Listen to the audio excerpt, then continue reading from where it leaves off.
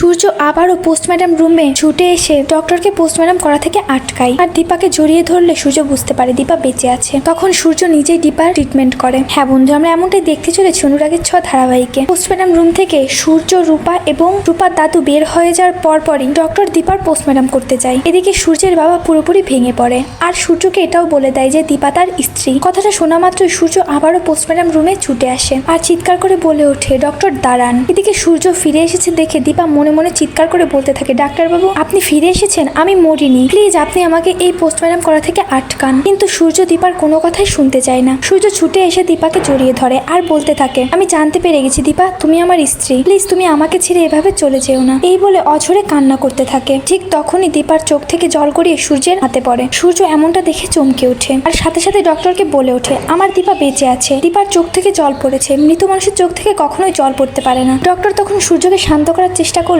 সূর্য তখন দৃঢ়কণ্ঠে বলে ওঠে, আমি একজন ডক্টর, তাই আমি বলছি দীপা বেঁচে আছে, আমি দীপার ট্রিটমেন্ট করব। এই কথা শুনে ডক্টর বলে ওঠে, আমাদের এখানেও কিছু নিয়ম আছে, উনি মৃত, এটা চেক করার পরে এখানে নিয়ে আসা হয়েছে। আমরা বুঝতে পারছি আপনার মনের অবস্থা কি, তাই জন্যই হয়তো আপনি এগুলো হ্যালুসিনেশন করছেন। সূর্য তখন ডক্টরের উপর রেগে গিয়ে বলে ওঠে, আমি কোনো হ্যালুসিনেশন করছি না, এখান থেকে দীপাকে বের করতে হলে আমাকে কি করতে হবে সেটা আপনি আমাকে বলুন। ডক্টর তখন বলে ওঠে, আমাদের সিনিয়র ডক্টরের সঙ্গে কথা বলতে হবে। কিছুক্ষণের মধ্যেই সিনিয়র ডক্টর পোস্টম্যাডাম রুমে আসে। সূর্য সাথে সাথে সিনিয়র ডক্টরকে তার নিজের পরিচয় দেয় আর বলে ওঠে, আমি ডক্টর সূর্য সেনগুপ্ত, আমার স্ত্রী দীপা সেনগুপ্ত বেঁচে আছে। আমি যখন ছুটে এসে তাকে জড়িয়ে ধরি তার চোখের জল আমার কাঁধে পড়ে। মৃত মানুষের চোখ থেকে কখনোই জল পড়ে না, প্লিজ ডক্টর আমি একবার শেষ চেষ্টা করে দেখতে চাই। তখন সিনিয়র ডক্টর পারমিশন দিয়ে দেয়। এরপর দেখা যায় সূর্য নিজেই ইউনিফর্ম পরে কেবিনে ঢুকে পড়ে। অন্যদিকে দেখা যায় রূপা সোনা মিলে ঠাকুরের কাছে প্রার্থনা করতে থাকে। ঠিক তখনই সেখানে কুন্তলা চলে আসে আর সোনা রূপার এমন অবস্থা দেখে কুন্তলা মনে মনে বলে ওঠে, আমি দীপাকে এভাবে মারতে চাইনি,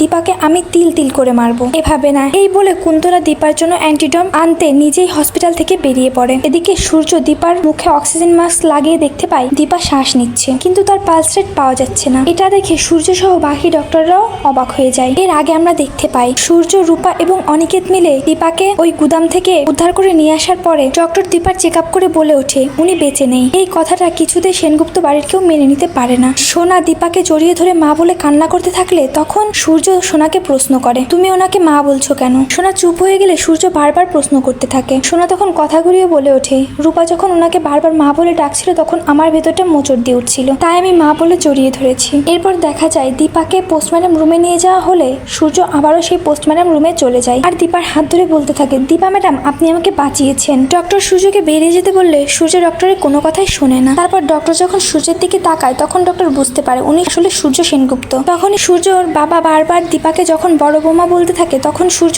আবারও প্রশ্ন করে। রূপা তখন কথাটা ঘুরিয়ে দেয়। এরপর সূর্য কেবিনের বাইরে গেলে সূর্যের বাবা নিজেই বলে দেয় সূর্যকে যে দীপা তার স্ত্রী। সূর্য তুই মনে করার চেষ্টা কর। কথাটা শুনেই সূর্য চমকে ওঠে আর সাথে সাথেই আবারও পোস্টম্যাডাম রুমে ঢুকে পড়ে আর ডক্টরকে চিৎকার করে বলে ওঠে, দাঁড়ান ডক্টর। এই বলে ছুটে এসে দীপাকে জড়িয়ে ধরে আর অঝরে কান্না করতে থাকে। তখনই দীপার চোখের জল সূর্যের কাঁধে পড়ে। এটা দেখে সূর্য বুঝতে পেরে যায় দীপা বেঁচে আছে। হ্যাঁ বন্ধুরা, আমরা এমনটাই দেখতে চলেছি অনুরাগের 6 ধারাবাহিকে।